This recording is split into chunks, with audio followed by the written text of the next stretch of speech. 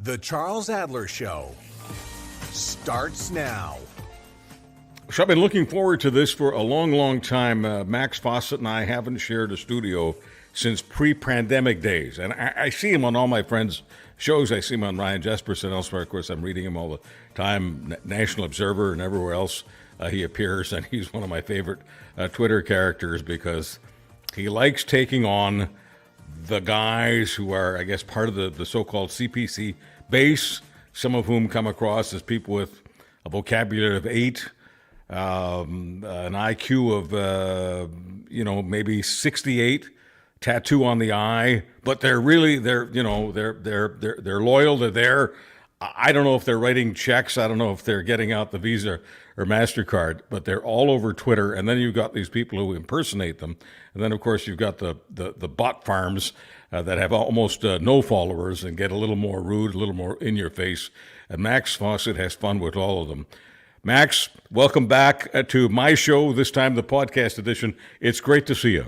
Well, it's great to see you, and I know we talked in the past about this project and what was next for you, so I'm so glad to see it come to fruition, and I'm so glad to see it number one on the Apple Podcast News category for Canada the other day. I saw that some people were making some impolite comments about how few people were following, and it turns out most of the country is following, so it's great to see. The guys with the tattoo on the eye. Exactly. Do you think they have any idea? And I'm just going to make, I think, a safe assumption that a lot of people that are listening to us, paying attention right now, are people who are all over Twitter, know exactly what we're talking about. So I'll just put it right to you on this. For those people who say, why does an intelligent guy like Max get into pissing contests with people who don't hold a candle to him? Why do you punch below your weight? I mean, I know you better than some people who are asking that question. I know you have a ball, but I want you to just give it to us in your own words. Why do you bother with them? I mean, part of it is sport. Part of it is, it's cold in the winter and can't go outside and, play golf or anything like that. So you need a hobby. And part of it is, I think if you're a person who has information and wants to share it with people, you have an obligation to punch, maybe not down, but punch back at efforts to kind of muddy the waters, right? And so when I see people out there, whether they're from the Canadian Taxpayers Federation or from some part of the conservative orbit, just, straight up telling lies about how the carbon tax works or how climate change works or how energy policy is developed in this country, I feel a certain responsibility to set the record straight and give people a resource that they can use and share with friends and relatives and whoever else to hopefully push back a little bit against that. Because, I wish we were still in the days when the media landscape was a bit more of a neutral environment where, good information tended to make its way out there. And right now it's a bit of a bar fight all the time. And one of the things that my dad, who grew up in Prince George, taught me was, if you're in a bar fight, you got to fight. And so that's sort of my mindset, I guess. Bar fight, right? Not barf fight. Yeah, bar. Well, sometimes you barf, but sometimes both. Okay, we'll get back to, not that this is all that serious, because we're not going to adopt a too sanctimonious, serious tone, because we don't want to be like those TV shows that nobody watches except a handful of people in Ottawa. We're not going to adopt that kind of tone, that's for sure. But before we get back to anything serious at all, need to ask you this: the other day, you were admonishing people who were involved, I guess, in the political system, who wanted to see themselves as responsible. And I think you were almost lecturing, just almost lecturing them, get off the Taylor Swift stuff. So give us some context here. We know that people, no matter where they are in the chattering classes or the non-chattering classes, they like to put stuff out that's going to get clicks. Some people just call it clickbait. And it's impossible to put up a photo of Taylor Swift and not have a lot of people pay attention. Fact of life. Is that what the politicians and the people who follow politicians were doing? Or is there something to the idea of discussing whether or not Taylor Swift is coming to Canada? Yeah, I mean, I think that was...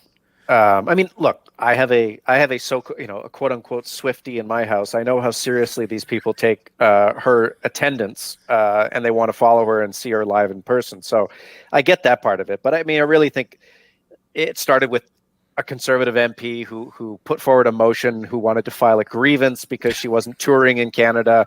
I'm sure that was aimed at sort of appealing to younger people.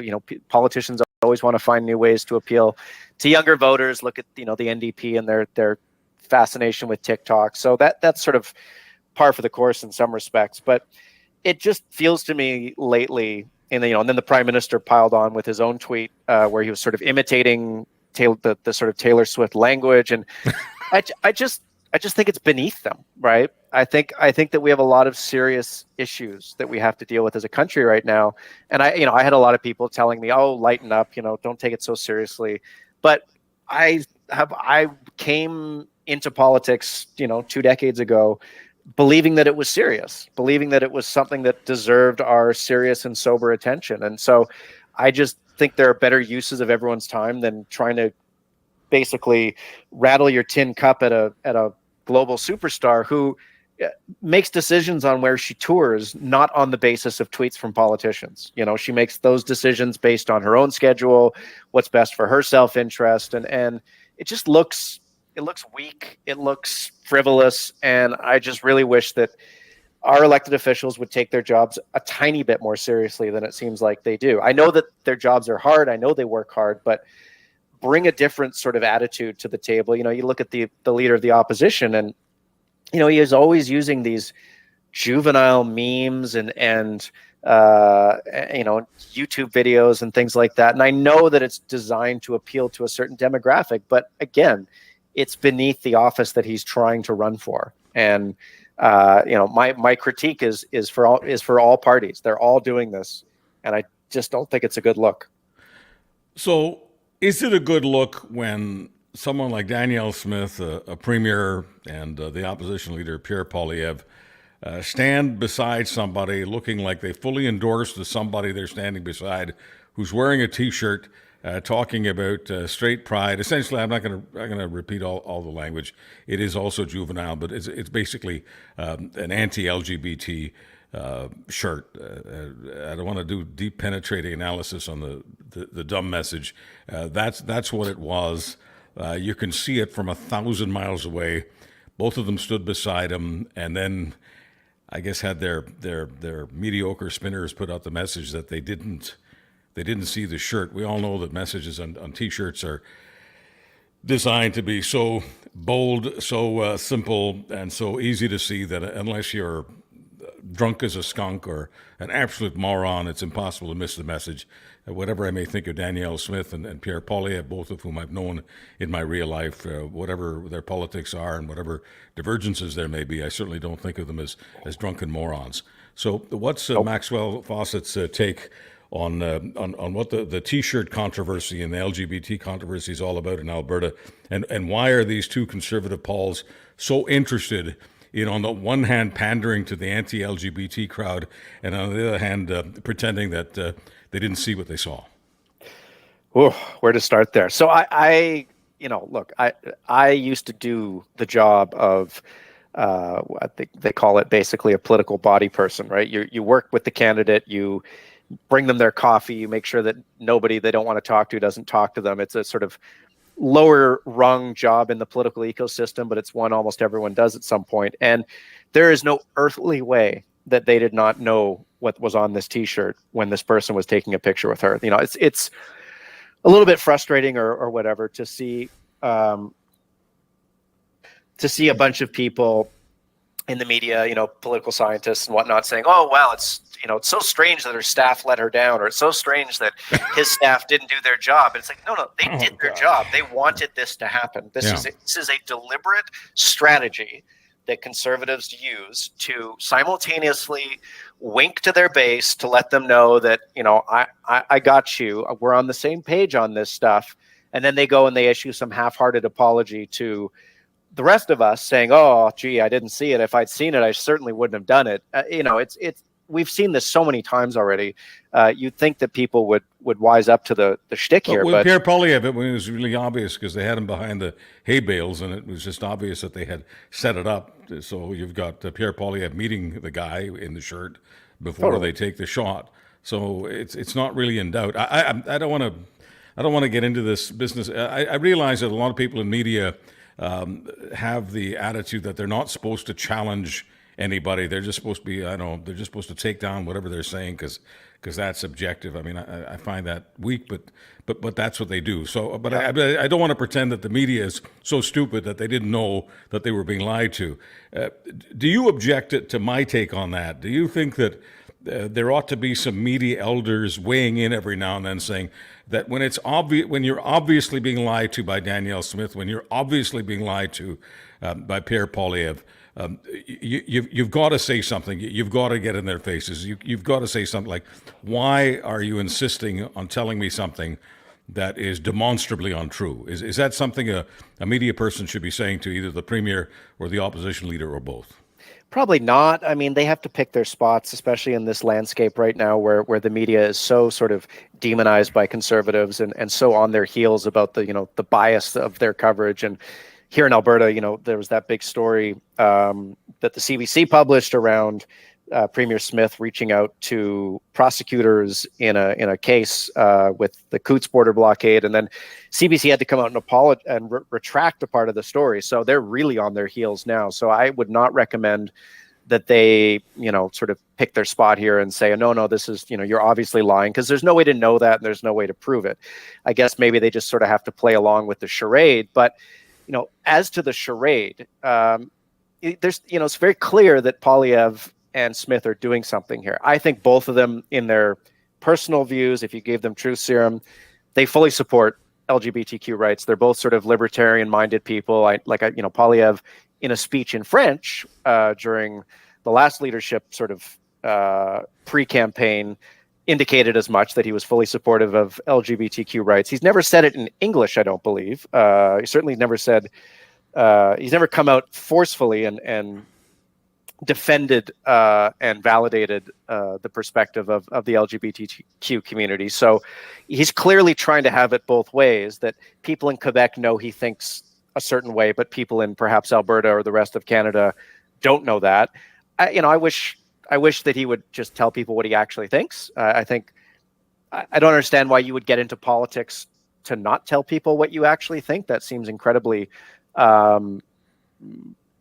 dispiriting to me, but maybe I don't have the sort of Machiavellian ruthlessness that it takes to become prime minister or premier. But, they're both doing the same thing. They're disguising their own personal views and accommodating what is, a really objectionable perspective, because they need the votes. I've seen lots of people on Twitter saying, "Oh, what's the problem with straight pride? It's no different than gay pride."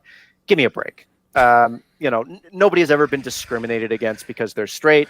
No one's ever been beaten on because they're straight. Society has not said terrible things about you because you're straight. It is not even remotely equivalent. It's the exact same thing as the people who go on about, well, why can't I show white pride? It's the same as black pride. No, it's not. Again, the same thing. If you took even a cursory look at history, you would understand that these things are not neutral or equivalent. They are pernicious and kind of a code for the thing you really want to say, which is that, the LGBTQ community is bad, or that black people having pride is bad. So, I don't have any time for that nonsense. I wish that they didn't either, but as I said, they need the votes.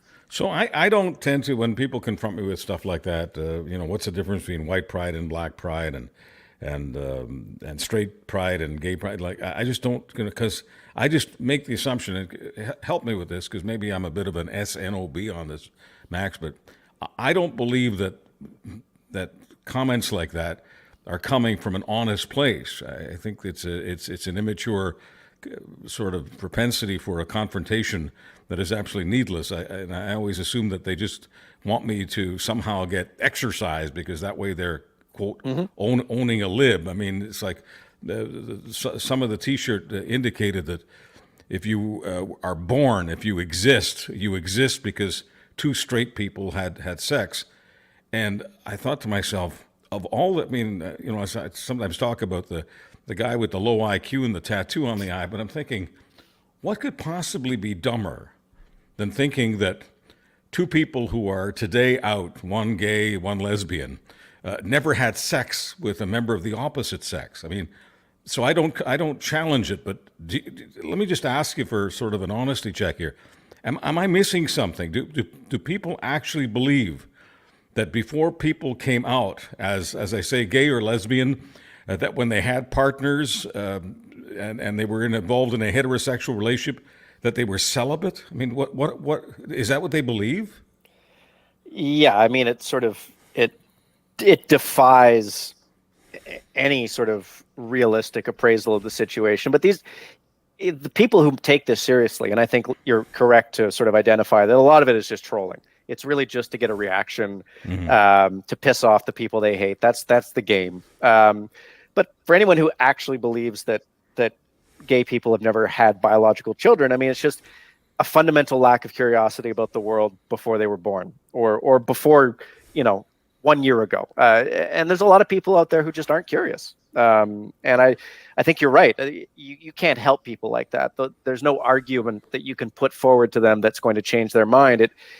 Theirs is a commitment to not knowing stuff. And so trying to change that by helping them know things isn't going to move them. They like not knowing stuff. I mean, I think one of the challenges with social media, with the current landscape that we're in, is there's all these sort of opportunities to get into arguments with people who are there for the bad reasons. They're there to waste your time. They're there to frustrate you. They're there to own the libs. They're there for, or they're bots. They're there to like professionally waste your time. And you really got to choose your spots carefully, right? You got to find people, if you really want to engage in that sort of discourse, who are open to changing their mind. And that's not a big number.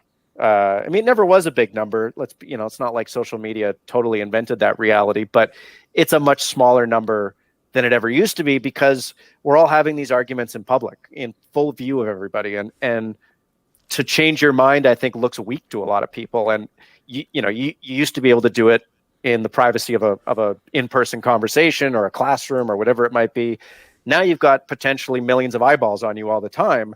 So you can't lose face by standing down. So it just leads to these sort of endlessly repetitive and pointless arguments. And I believe me, I am trying not to take that bait.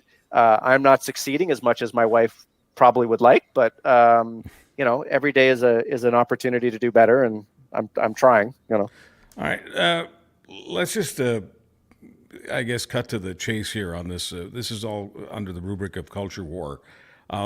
Isn't it true that when you're involved in a culture war on social media, you'll get picked up by far more people and far more algorithms than when you're not involved in a culture war? In other words, you're a person who loves discussing economics. But isn't it true that if you're discussing economic issues, you won't get as much bang for your buck, as it were, as if you're talking about Taylor Swift and Danielle Smith pretending she didn't see what she saw on someone's T-shirt? 100%. We respond to the incentives that are out there for us, whether we're journalists or we're cultural entrepreneurs, and there's lots of people on social media who are social media entrepreneurs, and all of the algorithms, all of the inputs are wired in a way that rewards conflict, that rewards celebrity, that rewards amplitude. And I find that the best conversations I've had on social media are usually the ones that don't have any of that. They're curious exchanges of information or perspectives where you can disagree with somebody, you come from it from a certain place, but you can actually learn and be respectful. And the algorithm hates it. Because no one's going to quote tweet it and retweet it and go, oh my God, look at this. This is crazy. What did they do? It's just, it doesn't work for it. And I am painfully aware of the way in which social media is rewiring my brain every day. I used to be able to read long form fiction very easily. I used to love reading books, and now it's like pulling teeth, because, been on Twitter, been doing this for so long that my brain just reacts differently to that sort of stimulus now. And so we're all part of this experiment, that of course companies like Meta and Google are profiting handsomely from. But I think all we can do when we're in these spaces is just try to be aware of what the spaces are trying to do to us. They're not neutral. So when we're talking about Facebook, when we're talking about Google, when we're talking about Twitter, help us understand, for those of us who don't understand what algorithms are. When Max Fawcett, who studies this stuff virtually 24/7 because he just doesn't have the attention span for Ulysses anymore. James Joyce is in the past. Shakespeare is in the past. Can't even watch a great 3-hour movie, especially the kind with subtitles. Can't do that anymore because your brain's been rewired. What is an algorithm, and why does an algorithm reward garbage?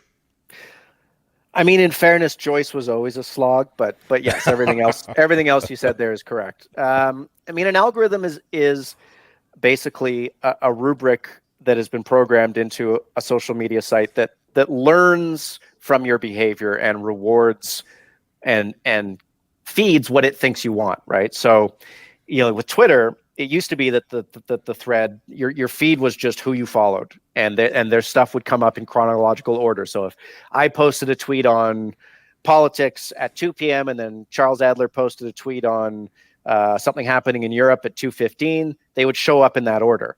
And what Twitter has done, Meta is entirely algorithmic at this point. Meta, just so people understand totally. Meta is Facebook. Go ahead, Matt. Sorry, that was how it rebranded itself a few years ago. Yeah. There's a whole other story there. But so Facebook, there's no chronological order. It shows you what the algorithm thinks you want to see, and the algorithm is, this sort of bundle of code and machine learning that tries to optimize for basically the outcomes it wants, which is you staying on the site and using it as long as possible. Therefore, they can sell more advertising, et cetera, et cetera. So the algorithm tends to serve up things like conflict, like disagreement. So, you'll see people complaining on Twitter that, why is so-and-so's tweets in my feed? I thought I blocked that person, or I thought I got rid of that. I don't follow that person. Why do I keep seeing them? It's because the algorithm thinks that you're going to react. Not necessarily react positively. You might react very negatively, but it wants a reaction. The worst thing for an algorithm is that you get bored and leave the site, right? It wants to keep you there. So the algorithms are very smart. They know what provokes conflict. They know what provokes engagement. The problem is, the things that do that are not necessarily socially beneficial or even socially neutral. You look at YouTube, for example, and this has been well documented in conjunction with, extremists, school shootings, things like that, where if you're on YouTube and you watch a video about World War II because you're curious about it, it'll serve you up another video that pushes you in a bit of a different, further direction. Maybe you want to learn about Nazism. Oh, you watch that. Well, let's serve you something even more far right. And it pulls people into these, what are called YouTube rabbit holes, where they become radicalized by the content the algorithm serves up, because the algorithm wants to keep them on the site. And, it can be very dangerous stuff. Now, is that what rewires your brain, Max? Is that what makes it difficult for you to read Shakespeare or anybody else that you used to read in the days before the iPhone? That because you're used to neo-Nazism coming at you, words like pedophile and groomer and all the stuff that we're seeing these days on social media that is being served up by the algorithms, is just experiencing all of that extreme nonsense. Is that what rewires your brain and lowers your attention span, takes it right down to the ankles? I think that's what can radicalize people. I think what kills your attention span is the dopamine hit of likes and retweets and shares. Someone explained to me, that they were in the world of social media and sort of the coding and programming of it. He said, look, we design these things so they're like video games, right? There's the sounds they make, the way they reward, your likes, and you get a bunch of likes on a tweet. It feels like you've won. You've got a high score. It's all sort of this like video gamification of social interaction. And so, to go from saying a thing and then being rewarded for it to just reading a book that doesn't do anything, like the book doesn't reward you, it doesn't make sounds, it doesn't, tap you on the shoulder and say you read that page really, really well. Your brain doesn't like it, right? It's sort of like the mouse in the cage experiments, where they get a little dopamine hit from doing the right thing, and they keep doing that thing more and more. We're being sort of programmed by these algorithms and these technologies to behave the way they want us to. And look, I love books. I still have, my house is still full of books, although they're ones I used to read. Maybe I will again in the future, but they don't have that capacity. They can only reward us in making us smarter, knowing new things and all that stuff that used to be really important. And, for better or worse, definitely worse, is less relevant, I think, in this day and age. So you've got an exercise machine behind you, and if you ever decide to sell that house, Max, I would say keep it there. People really relate to that, whether they like to get on or not. It's cool. But if you've got a room that's just a library, like a couple of hundred books, I'm not saying burn the books. I'm not a neo-Nazi. Don't burn the books. But put the book somewhere else when you're staging the house, because apparently a lot of people who are looking for homes these days, they can relate to the exercise bikes, they can relate to a lot of stuff. They cannot relate to a library. They haven't been in a library in some cases ever. Oh yeah, I mean, it's totally the thing that marks one of the things. I mean, I also like trees and I watch birds now, so it's one of the things that marks me as an older individual. But like I just love looking at my old books because I remember reading them, and I think of them as like an insurance policy. Like if the internet falls apart, and who knows, it could fall apart tomorrow, I don't know how it works, I always have my books. I can go back to reading them, and they'll be there for me if there's if society falls apart, I got something to do. So they're a good insurance policy. But you're right. If you grow up in an age with social media, a book seems like it's sort of like a mechanical typewriter. It's like, what is that thing? What does it do? I have a 2-year-old son, and I hope he reads books, but it's going to be an uphill slog. I know that. So Max, we're talking to you in Calgary, and you're not wearing your hat. Well, what's up with that? Oh, I'm one of those Stampede scofflaws. I have never worn a cowboy hat, and I don't think I ever will. I was raised. My grandfather was very clear about not putting on airs and not pretending to be something you weren't. He grew up on a farm in Alberta, and he never wore a cowboy hat. So I think that just is sort of in my blood. But you'd be surprised at how many of us there are here in Calgary. And, I venture out when I have to, but Stampede tends to be a good opportunity to stay inside and, look at my books or maybe play some golf. But I try to steer clear of the dog and pony show. You're not wearing a hat. You're not posing beside any people wearing weird shirts. You're not doing any of that. Help me out with this. I've lived in Calgary 3 times, so I don't want to pretend that I don't know anything about Calgary. I just had a hard time. It's not that I didn't attend a Stampede. I just had a hard time doing all the things that some people insisted on doing. Wearing the hat, wearing the shit kickers, wearing the jeans, pretending they were cowboys. I've got a lot of respect for real cowboys. I spent time with real cowboys, and I would just feel like a moron pretending that I was one of them. But I guess it's a tradition. Some people get into it, and some people do not. Yeah, when regular folks do it, it doesn't really bother me a lot. But here's what does bother me: a lot of prominent people, not just premiers, but everybody running for council, everyone running for dog catcher, wants to pretend they're a cowboy. There's nothing that looks phonier in the case of most of them. Very, very few of them look good in the cowboy gear. If everyone knows it's phony, why do they keep on doing it? Because nobody has the courage to say what you just said out loud. It's because it's easier to go along with the flow than rock the boat. I mean, if you're Justin Trudeau, you're already hated enough. Do you really need to add to that by telling people that they're all a bunch of phonies? Same, if you're Jagmeet Singh, like same thing. Do you really want to get yelled at by a bunch of people? Just put the gear on and suffer through it. And if you're Pierre Poilievre, I don't think you have the courage to say that. Yeah, maybe he likes it. Who knows? Although, you notice the photos from him this year, you could actually see the creases on his shirt where the shirt came out of the box or the wrapping. So it's not like it was one of his old favorites. I don't get too worked up about the cosplay because I think things like Comic-Con, where people dress up like Star Wars characters, and like that's great. If it makes you feel good and have fun and get a kick out of it, fill your boots. And so the same thing with Stampede. If people get a rise out of dressing up in their cowboy best and partying, like, great. I mean, you're not hurting anybody, so have as much fun as you can. The phoniness is off-putting, but as someone who lives in Calgary, it is nice to have all of the federal party leaders out here, or as many of them as possible, because we don't get that very often. So that part is nice.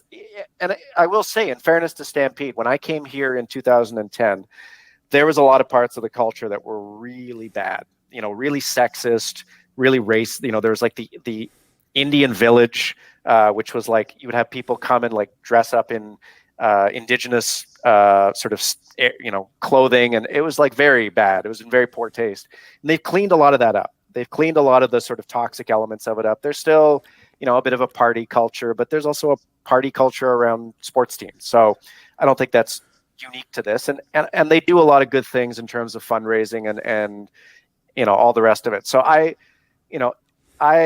don't dislike the Stampede. I wish the politicians would just be themselves, and still come here and talk to people. I think that's the good part. But in the grand scheme of things, if that's what they feel like they have to do, there are bigger problems than them wearing cowboy clothes. And I will say that one of the funny things living here over the last few years has been watching Conservatives just go crazy over the fact that Trudeau looks the most authentic. Like, he actually looks good in his clothes. Well, Trudeau, why can't we just say what we have to say? Trudeau is like right out of Hollywood casting. If Trudeau wanted to be an actor, he could. And competing with a guy who obviously looks like a rock star, obviously looks like a movie star, why bother trying to compete? Well, and the funny thing is, so Poilievre this time around, the first couple times, the first time as leader, he really looked like he just bought his clothes like 5 minutes before he went on stage. And this time, like, he had like a black t-shirt and a black hat, and he had some aviators, and people were like, "Oh, what's he trying to do?" And I thought, he looks good. Like, he looks kind of cool. He's not Trudeau level, but guy looks good. He's having a good time, like, who cares? Why does there have to be this big fashion critique of the leaders and this sort of litmus testing of who's most authentic? None of them are authentic. None of them are cowboys. Newsflash, they're all nerds. They're all politicians. Let's just, get on with our days. Max, with all due respect, as we like to say in Canada, to all of the communities that I've lived in Canada and all the communities that live in the States, there is no part of the world that is more interesting to me, and I know I'm not the only one, for politics than Alberta. But you're an Albertan. You're an Albertan now. I've been an Albertan 3 different times, but you have been there now for the past decade. You're the guest. I need to ask you, if politics wasn't interesting in Alberta, would you be there? And why is it that Alberta is the most interesting place for politics for Max Fawcett? Oh, God, no. I would never be here if it wasn't the way it is. When I moved here, that was one of my big sort of trepidations, was it's so boring politically. It's only ever elected Conservatives in my lifetime. Provincially, it basically only elects Conservatives federally. I'm used to living in places where it's a toss-up, where it's interesting. And then, of course, everything changed. We had the NDP winning. We had, the UCP coming along and splintering, and Danielle Smith, and it's just been one sort of thing after another. And I apologize. That's my son upstairs. He's cranky. He got up from his nap early. And so, what is interesting to me is this is the front lines of the biggest conversation in our country right now, which is the energy transition.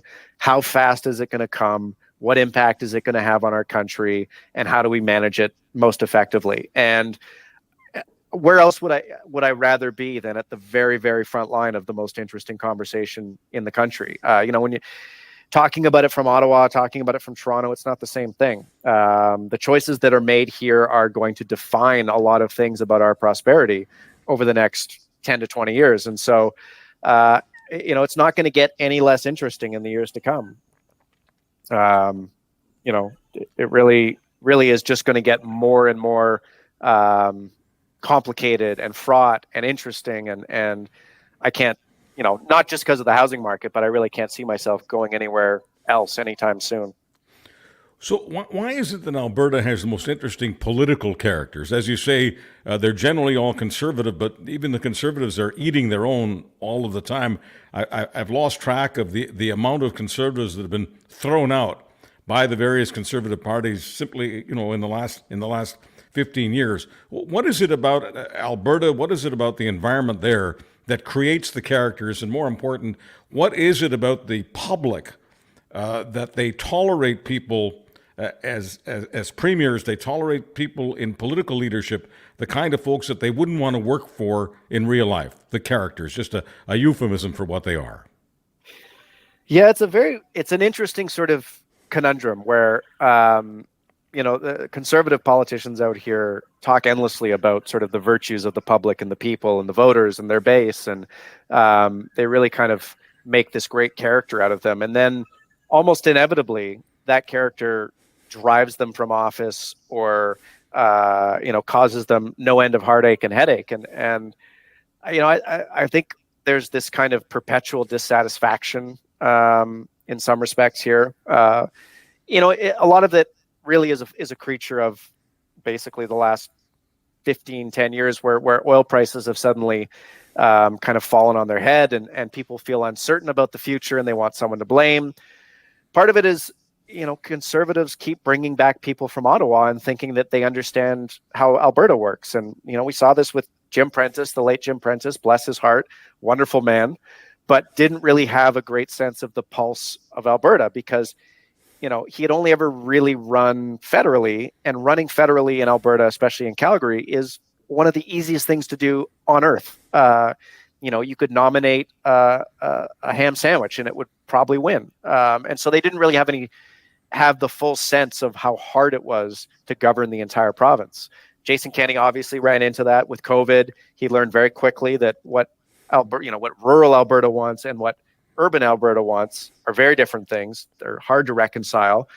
And he sort of painted himself into a particularly deep corner because he portrayed himself as this rural man of the people when, as you and I both know, he's one of the most erudite, sophisticated, cosmopolitan people that's ever been in Canadian politics. I mean, the man, say what you will about his politics, but he is a Laurentian elite to his core. He likes the finer things in life. He likes to listen to classical music. This is not a man of the people, and there's nothing wrong with that. But he pretended to be something he wasn't, and that came very quickly home to roost for him. And I think Danielle Smith, in some respects, is going to encounter a similar challenge where she has sold one part of the province a very specific bill of goods and has to kind of reconcile that with the reality of governing places like Calgary and Edmonton, where that bill of goods does not fly. It's interesting. Jason Kenney and I, as you know, were not just friends, we were close friends for a number of years before we had the fallout, not during this past campaign, of course, because he wasn't running, but the previous campaign. I don't want to rehash all of that. People can read all about it if they want. Just Google Adler Kenney and you'll find out. But in the days when we were friends, we'd go to restaurants. And I remember one night we're in a Japanese restaurant, and I'm eating my sushi with a fork.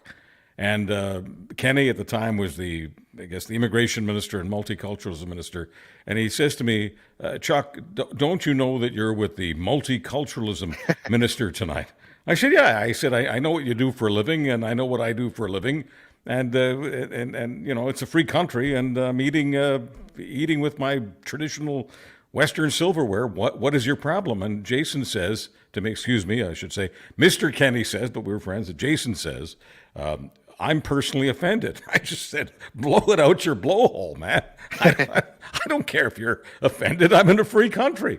I know how to eat with chopsticks if I want to, and maybe if I were with the Prime Minister of Japan or something, and certainly if I were in Japan, I'd eat with a chop. But I mean, whatever. And it just blew my mind that this guy, fast forward a couple of years later, and he's wearing the jeans and the shit kickers and driving around. In other words, he's doing all the kinds of things that he wouldn't be caught dead doing when he was a federal minister, thinking that he was on the fast track to being prime minister.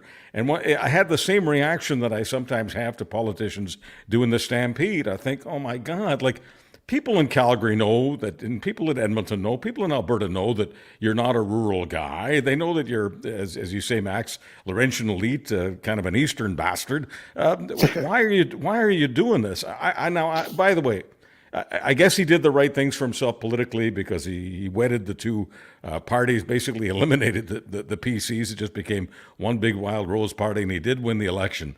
But do you honestly think that he had to do all of those things, the blue truck and the shit kickers, and he also started developing a twang, which I'm not saying it personally offended me, but it really did turn me off. He doesn't speak with a twang. We're going to get her done. We're going to get her done. He's doing that stuff.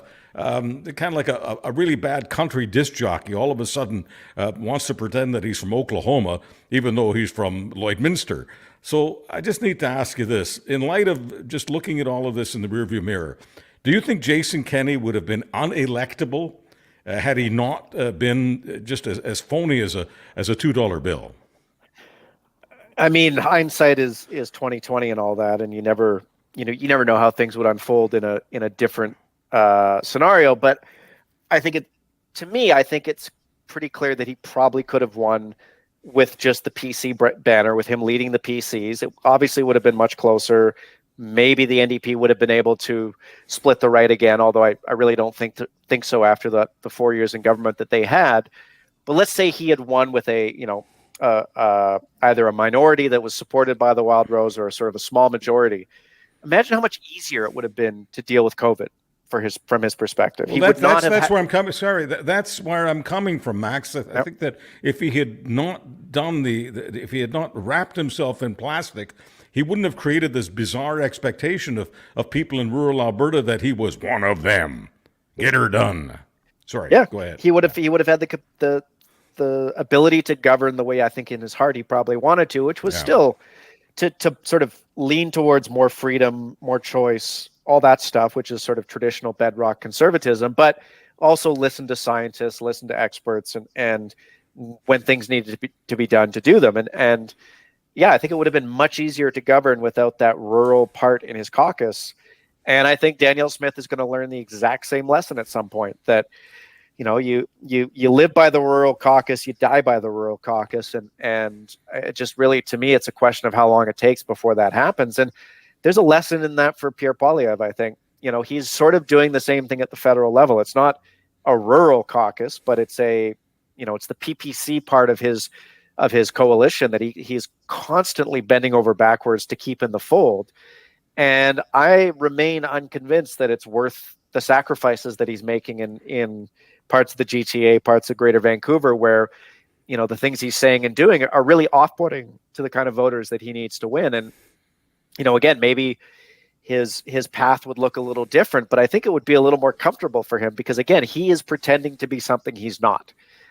He is not actually this sort of far right, Bitcoin loving, hates government, all that stuff. Like, he's a guy who is pretty progressive on immigration. He's progressive on, like I said, LGBTQ rights, but he can't say any of those things because it'll upset the voters he needs to keep in his fold. So I think authenticity is always a good policy for politicians, and I don't understand why that's not more obvious, especially to conservatives, because you look at Donald Trump, and what was the lesson there? The lesson above all to me was, other than be a billionaire and lie, cheat, and steal, which perhaps are not the lessons, but be your authentic self. And the thing you can say about Donald Trump, among anything else, is he was always honest about what he actually thought and said. He did not pretend to be a moderate. He did not pretend to be anything that he wasn't. He was like, here I am. If you like me, great. If you don't, you're my enemy. And people responded to it. They liked that candor because it was so unusual in politics, where everyone is pretending to varying degrees to be something they're not. And, I think there's a positive lesson in his terrible negative example for all politicians, but especially conservatives. And it's just one they don't seem to want to learn here. Max, generally in these podcasts, I like to deliver on the promise that I make to the audience, and that's to ask the odd uncomfortable questions. So I always preface it so that you know that this is coming at you, and you can choose to do it or not to do it. Except if you don't answer, then you'll make me look like a liar, because I always tell the audience we only book guests who are okay with answering uncomfortable questions. So here it is for you. Why do you think that your writing became a lot better, and why did you become a lot ballsier in social media and conversations like this after your dad passed? That is a good question. I mean, I on some level feel like I have a responsibility to uphold some of his values, and his sort of spiritual characteristics. I mean, my dad was always the kind of person who didn't really mind mixing it up with people, sometimes to his detriment, but you're cut from the cloth that you're cut from. And he was always very clear that you should always tell people the truth, even if they don't like it. Again, sometimes to his detriment. So I think I do feel like I have a responsibility to carry that forward, with my son and with my work.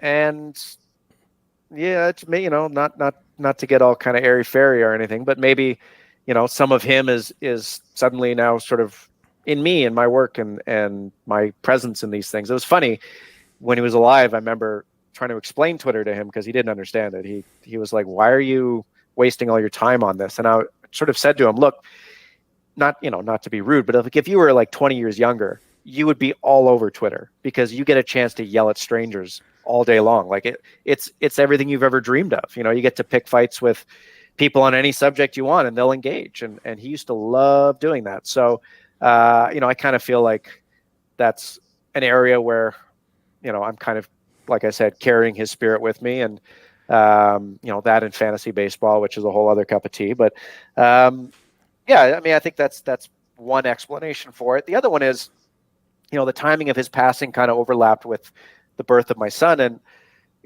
one of the things you discover as a parent, as everyone with kids understands, is that you don't have as much free time. You have to be kind of ruthless with the time that you do have as a writer or any job that you have. And so I think it just sort of clarified my sense of purpose and my sense of time management. Now, again, I still spend far too much time on Twitter for my own good, but I try to be smarter about it, and I try to be a little more deliberate about it than I used to. Do you tweet when you're on your exercise bike? That's a trick question because I'm never on my exercise bike. But when I used to be on it, I was doing Peloton, and you have the instructors yelling at you on it, so it's hard to kind of multitask. But look, if there's a place that I can do one thing and then do Twitter at the same time, I'm usually doing it.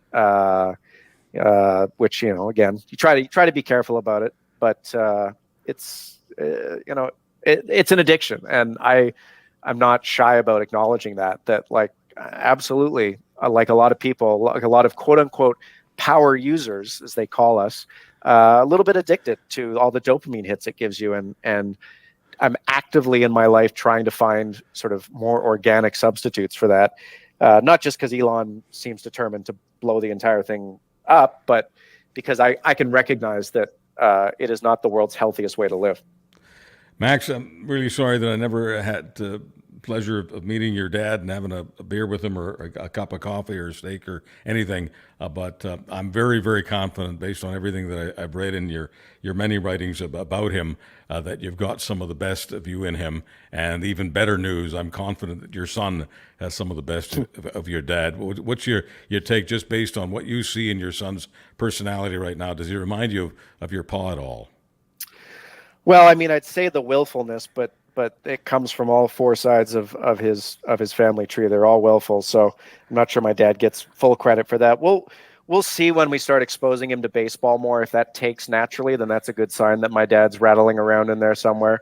But it's funny with kids. The older they get, the more their unique personality starts to show through, and so I see parts of me in him. I see parts of my wife in him, and I see parts of my dad in him. But honestly, the bigger connection for me is it reminds me of my own childhood. Being around him and getting to do all the things that I do with him as a dad kind of puts me back in the mindset of being a kid again. And so it sort of brings my dad back to life in a weird way.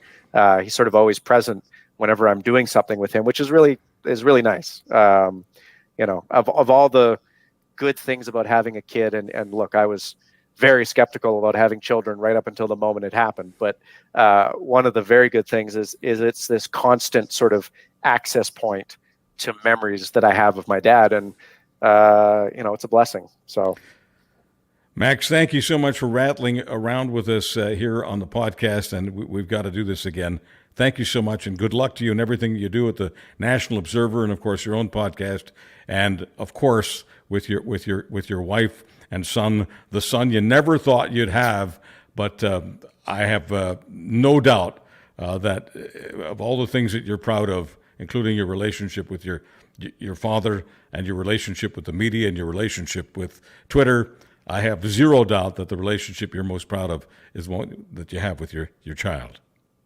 Yeah, it is 100%. And look, just like he's the son I never thought I'd have, I kind of feel like you're the uncle I never thought I'd have. So, I'm glad to be on your show here. I think it's a wonderful success, like I said, and to hell with the haters. You'll keep proving them wrong. I'm damn proud to be Max Fawcett's Uncle Chuck. Thank you so much. That's the podcast you can subscribe to. You do subscribe in many cases, but you may just be surfing. Please subscribe. You can do it on any of the platforms that you're used to. Tell your friends and neighbors. And the promise is that you will have podcasts with certain questions that are a little uncomfortable, questions about aspects of life, aspects of politics, aspects of culture that are a little bit different. But most important, you'll get guests like Max Fawcett, who are not just intelligent, not just have a great sense of humor, not just have great empathy, but have the capacity to tell a story and to answer uncomfortable questions honestly. They don't just say, well, that's a good question, Chuck, and then they move on. No, they answer the question whether they like it or not. I love having you here. I want to thank everyone who has made us number one in several categories of podcasting. I'm not going to list them all here because it'll seem like bragging. I know that some people who are friends of mine in the States say, Chuck, it's not bragging if you can do it. I just want to thank everyone who has helped us. We've only been on for a week. Hard to believe that people would give us this kind of status in the podcast ecosystem after just 1 week, but I can't thank you enough. My name is Charles Adler. That's the truth. Some of the truth is uncomfortable, but it's still the truth. Thank you very much. Catch Charles Adler Mondays on Real Talk with Ryan Jesperson, twice a week in the Winnipeg Free Press, and every day at criermedia.co.